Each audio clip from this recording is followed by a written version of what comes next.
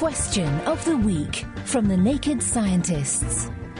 Hello and welcome to Question of the Week from the Naked Scientists with me, Diana O'Carroll. This week we'll be leaping into this breathing issue.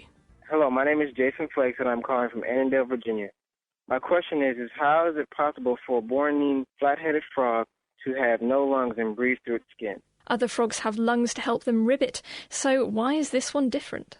My name is David Bickford, and I'm an assistant professor at the National University of Singapore, and I was a member of the team that recently rediscovered the species and was able to actually find out that it doesn't have any lungs. First and foremost, the ecology of the animal, where it lives, are extremely fast-flowing streams that are clear and cold. They're coming right down off of the largest mountain in Kalimantan, Bukit Baka, and the cold water actually holds more oxygen than warmer water. And when it's traveling very fast, the frog is able to basically run into more molecules of oxygen as it's carried in the water. Also, most amphibians are able to do most of their gas exchange through their skin anyhow. The lungs in amphibia are fairly primitive, and they mostly just get a little bit of oxygen through their lungs. They get rid of most carbon dioxide through their skin anyhow. So what is probably the real kicker, the real reason that these guys don't have lungs is that same very fast-flowing water could be detrimental to you if you got swept away.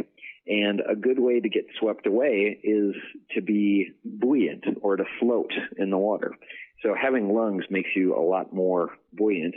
It's kind of in the context of very fast-flowing streams that these frogs need to do everything that they do. So it's easy to imagine that being a very strong selective force. The frog has a clever adaptation for the fast-moving water in which it lives. Instead of using air to obtain the oxygen it needs, it relies on enough water hitting it every second to receive the required amount. The frog can also breathe through its skin, which has tiny blood vessels or capillaries for oxygen exchange. If the frog did have lungs, though, it could float to the surface and be swept away downstream, a bit like a poo stick. Well, that's one exciting adaptation, but how's this for a step in evolution? Hi, it's Jeff Blackwell calling in from Bundaberg in Queensland in Australia. The question of the week. I'd like to know if there are any life forms, plant, animal, fungus, whatever, that are effectively immortal. From an age-old life form to some paleontological recycling.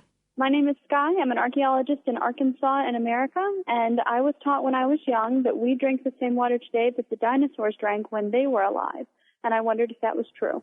So, what is the oldest water that you've consumed, and who is the oldest person that you know?